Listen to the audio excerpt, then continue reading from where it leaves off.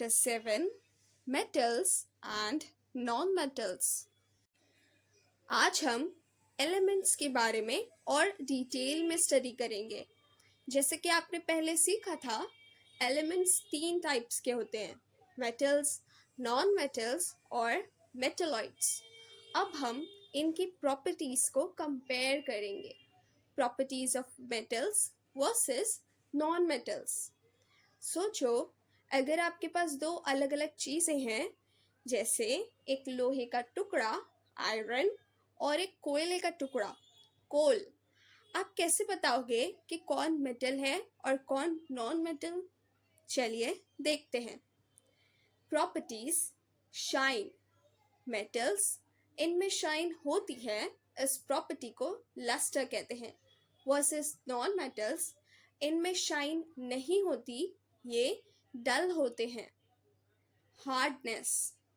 इन metals hard होते हैं, आप उन्हें इजीली बेंड या ब्रेक नहीं कर सकते।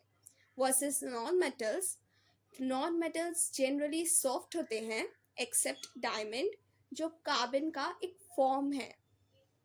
मलेबिलिटी।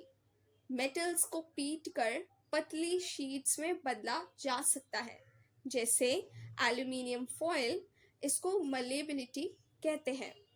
वर्सेस नॉन मेटल्स को अगर आप पीटेंगे तो वो टूट जाएंगे, वो ब्रिटल होते हैं।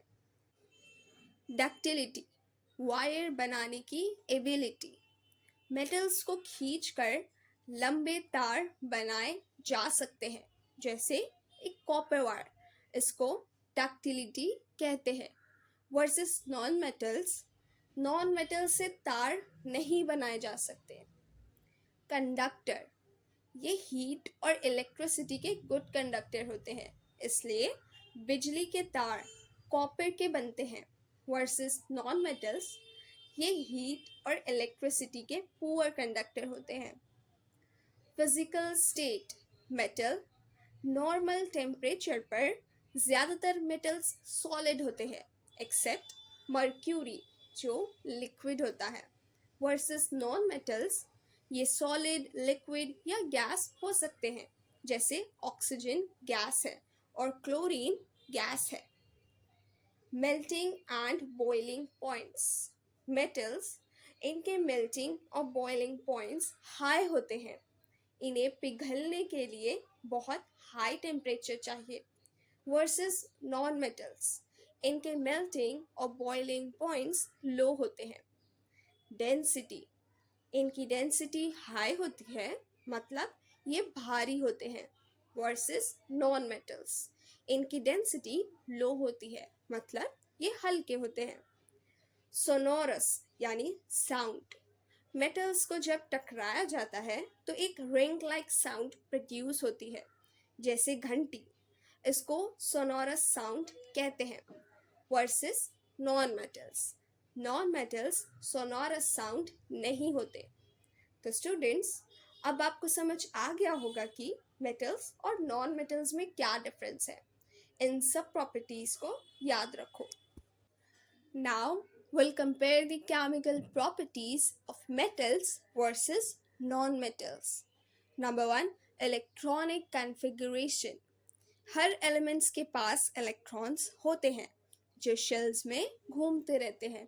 मेटल्स और नॉन मेटल्स का बिहेवियर इसी पर डिपेंड करता है। मेटल्स के आउटर मोस्ट शेल में कम इलेक्ट्रॉन्स होते हैं, 1, 2 या 3।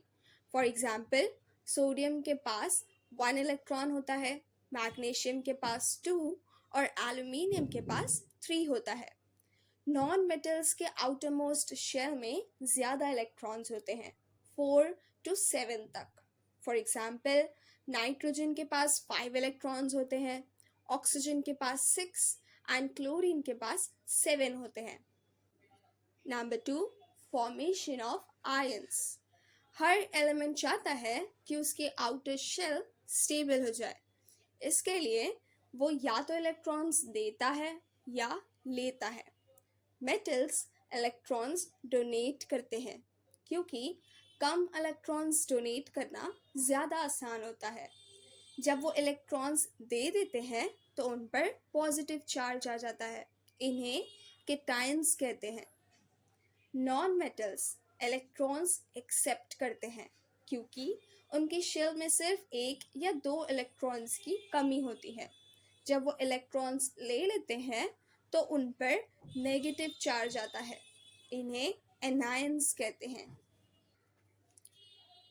Reaction with oxygen.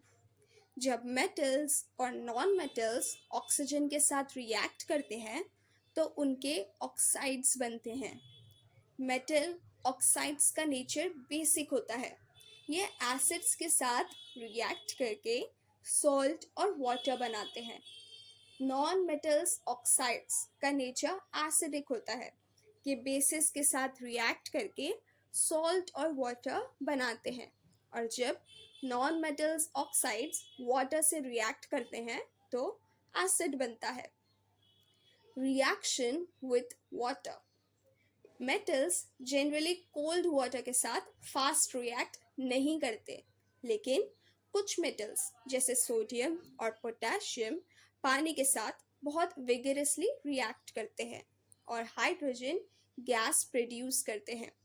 Non metals generally पानी के साथ रिएक्ट नहीं करते। Reaction with dilute acids. Metals dilute acids के साथ रिएक्ट करके सॉल्ट और हाइड्रोजन गैस बनाते हैं। नॉन मेटल्स डाइल्यूट एसिड्स के साथ रिएक्ट नहीं करते। तो स्टूडेंट्स, अब आपको क्लियर हो गया होगा कि मेटल्स और नॉन मेटल्स की केमिकल प्रॉपर्टीज कितनी डिफरेंट है। अब हम नोबल मेटल्स के बारे में स्टडी करेंगे। जैसे कुछ लोग बिल्कुल शांत और कूल होते हैं और जल्दी गुस्से में नहीं आते, वैसे ही कुछ मेटल्स भी होते हैं। नोबल मेटल्स वो स्पेशल मेटल्स होते हैं जो जल्दी रिएक्ट नहीं करते। For example gold, silver, platinum, palladium और रोडियम। ये मेटल्स ना तो एयर, ना पानी और ना ही एसिड से जल्दी रिएक्ट करते हैं, इसलिए इन पर रस्ट या कोरोजन नहीं लगता और ये हमेशा शाइनी रहते हैं। Uses of noble metals. क्योंकि ये मेटल्स इतने स्पेशल हैं, इनके बहुत इम्पॉर्टेंट यूजेस हैं। Number 1, ornaments. गोल्ड, सिल्वर और प्लैटिनम का यूज गहने बनाने में होता है क्योंकि ये रिएक्ट नहीं करते। इनकी शाइन हमेशा बनी रहती है। Number 2, medicines. सिल्वर को मेडिसिन्स में भी यूज़ किया जाता है क्योंकि इसमें एंटी बैक्टीरियल प्रॉपर्टी होती है। ये जर्म्स को मारने में हेल्प करता है। Number 3, medals and electronics. Gold और सिल्वर से मेडल्स बनते हैं। ये इलेक्ट्रॉनिक डिवाइसेस में भी यूज़ होते हैं क्योंकि ये अच्छे कंडक्टर्स होते हैं और जल्दी ख़राब नहीं होते। Number 4, catalyst. प्लैटिनम और पैलेडियम जैसे मेटल्स को कैटलिस्ट की तरह यूज़ किया जाता है। कैटलिस्ट वो सब्सटेंस होते हैं जो केमिकल रिएक्शंस को फास्ट कर देते हैं। तो स्टूडेंट्स, अब आपको नोबल मेटल्स और उनके यूजेस के बारे में पता चल गया है। ये मेटल्स उनकी नॉन रिएक्टिविटी की वजह से इतने वैल्यूएबल है। कोरोजन। आपने लोहे की चीज़ों पर ब्राउन कलर का पाउडर देखा है या सिल्वर की ज्वेलरी काले होते हुए देखा है? इस प्रोसेस को कोरोजन कहते हैं। जब मेटल्स जैसे आयरन एयर और मॉइस्चर के कांटेक्ट में आती है तो उनकी सरफेस पर एक लेयर बन जाती है। इससे मेटल खराब होने लगता है। यही कोरोजन है। फॉर एग्जाम्पल लोहे पर रस्ट लगना यानी जंग लगना या सिल्वर का काला होना। Purity of gold. हम गोल्ड ज्वेलरी पहनते हैं, पर क्या आपको पता है कि वो 100% प्योर गोल्ड की नहीं होती? 24 कैरेट गोल्ड 100% प्योर होता है।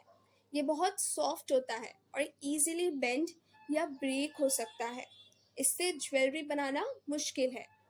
ज्वेलरी बनाने के लिए प्योर गोल्ड में थोड़ा सा कॉपर या सिल्वर मिलाया जाता है। इससे गोल्ड हार्ड हो जाता है और ज्वेलरी को स्ट्रॉन्ग बनाता है। इसलिए 22 कैरेट, 18 कैरेट या 14 कैरेट गोल्ड यूज होता है। एलॉयज: जब हम दो या दो से ज़्यादा मेटल्स को या एक मेटल और एक नॉन मेटल को मिक्स करते हैं तो इस मिक्सचर को एलॉय कहते हैं। एलॉयज क्यों बनाते हैं? क्योंकि ये ओरिजिनल मेटल से ज़्यादा यूज़फुल होता है, उनकी प्रॉपर्टीज़ बेहतर हो जाती है। एग्जाम्पल 1, ब्रॉन्ज एक एलॉय है। ये कॉपर और टिन को मिलाकर बनता है। ब्रॉन्ज बहुत हार्ड होता है और उसमें जंग नहीं लगता, यानी ये कोरोजन रेजिस्टेंट है।